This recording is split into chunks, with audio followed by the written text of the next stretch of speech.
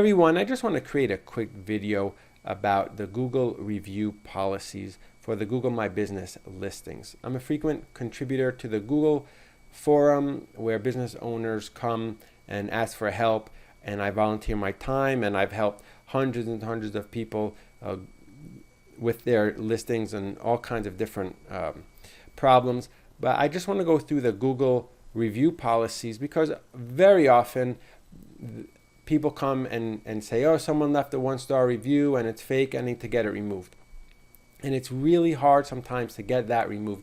And you really have to jump through hoops at times to flag it and then to go through the process and wait. And sometimes it takes weeks just to get a batch of really obviously fake reviews to get removed. But a lot of times we can't get them removed because what Google really cares about is if that review breaks any of its guidelines, and that's what I'm going to talk about here. So I'm just going to go through the list really quick so it's easy to understand, because sometimes Google help files, sure, we can link out to them and people can read them, but you're like, what does that mean in real life, right? So Google has a lot of policies and guidelines, but they're not rules and they're not laws, right? So they don't always follow everything.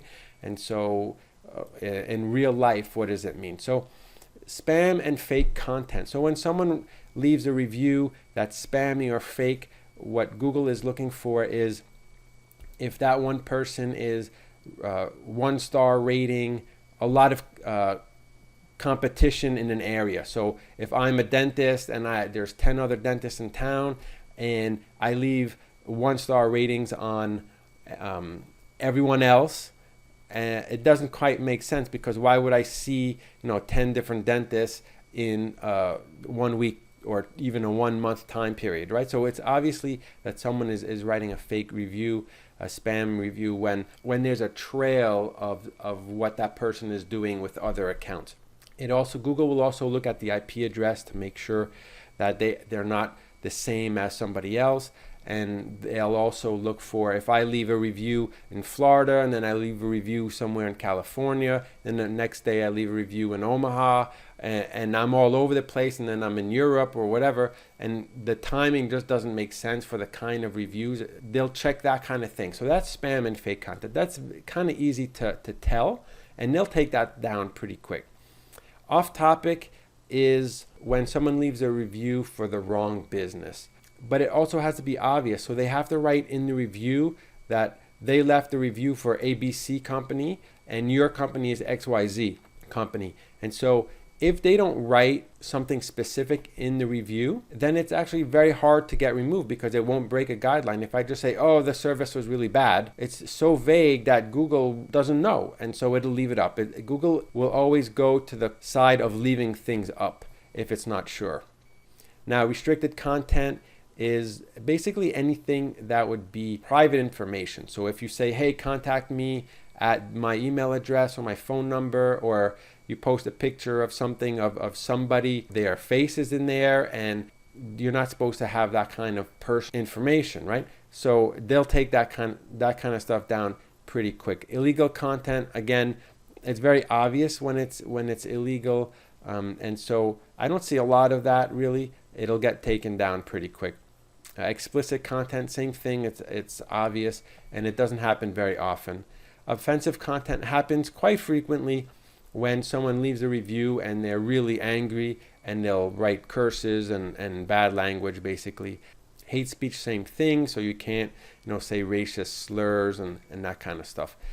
Pretty easy to remove, but I don't see a lot of that. It happens occasionally. Harassment and bullying, again, it doesn't happen very often, and it's easy to you can't threaten someone in a Google review. Impersonation, I haven't seen this, and I can't really understand how you're going to prove it. You would have to jump through a bunch of hoops to prove that someone used someone else's name. You would have to prove that to Google, so you'll have to go through a lot of time and effort to go through the links and the pattern of the person leaving it. So that's kind of a pain, where you have to prove to Google that this person is impersonating someone else. And conflict of interest happens often now because Google recently, a few weeks ago, changed their policy so that former employees cannot leave a review. So if a former employee did leave a bad review, sometimes they get fired and they want a revenge or whatever, they leave a review, they're not allowed to. So if you do have something like that, you can go back in your history and get it removed, escalated, flag it, whatever. And so obviously conflict of interest is reviewing your own business, and you can't talk about somewhere where you previously worked, and you can't post about a competitor. And sometimes it's easy to, or sometimes it's hard to find that out. So that's the Google review policies. And again, if there is something that seems to be on the edge or on the line, and it's hard to know, then go ahead, post it in the Google form. I put the link in the bottom, and also make sure to flag it. And I'll put this link in the text there to flag an inappropriate review. So just to let you know, it does take up to 3 days to flag an inappropriate review. They usually get to it faster, but it goes up to 3 days. If nothing happens in 3 days, then post in the forum, or you can escalate it to Google directly, and they'll take a look at it a little bit more closely. But the process can take long. I've had clients where I flagged it, then I contact Google via chat. They still didn't take it down, so I have to go to the forum and have someone escalate it for me. And then 2 weeks later, finally, the thing comes down, even though it was super obvious that it's fake from my point of view and from the business point of view. But from Google's point of view, it goes through various layers and people looking at it. So it does take some time to do that. So I hope this video helps you a little bit better to understand about the Google review policies and how to get bad reviews flagged and removed.